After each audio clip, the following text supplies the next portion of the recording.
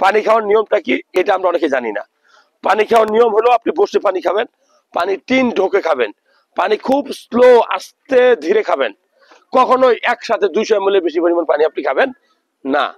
পানিটা বাসি মুখে খাবেন, ঘুম থেকে উঠেই 1 গ্লাস পানিতে বাসি মুখে খান, আপনার শরীরে অনেক রোগ থেকে আপনি রেহাই পাবেন। আপনার কিডনি ভালো থাকবে, আপনার হজম শক্তি ভালো থাকবে। সো গুরুত্বপূর্ণ হলো পানি খাইতে হবে ভাত খাওয়ার আগে অথবা ভাত খাওয়ার পরে। ভাত খাওয়ার মাঝখানে আপনি পানি খাবেন না, তাহলে কি হবে? আপনার গ্যাস্ট্রিক আলসার হবে। আপনি যদি ভাতও খান পানিও একসাথে খান, কি সমস্যা হবে জানেন? আমি বলবো যে ভাত আর পানি একসাথে খেলে আপনার আলসার, গ্যাস্ট্রিক, পেটের বুটবার শব্দটা বেশি হবে। কারণ কি? কারণ হলো আমাদের পিত্তথলিতে যে রসটা আসে এটা খাবার হজম করে। আমাদের খাদ্য নালীতে পাকস্থলিতে যে রসটা থাকে এটা খাবার হজম করে। এটা শুধু খাবারের উপরে কাজ করবে। এখন আপনি যদি পানি খান তাহলে তো ওই ওই ওই ওই এনজাইম গুলা, ওই রসগুলো তো পানির উপরও কাজ করবে।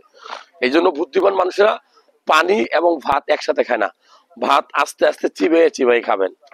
খুব গুরুত্বপূর্ণ। ভালো লাগলে তথ্যগুলো শেয়ার করবেন।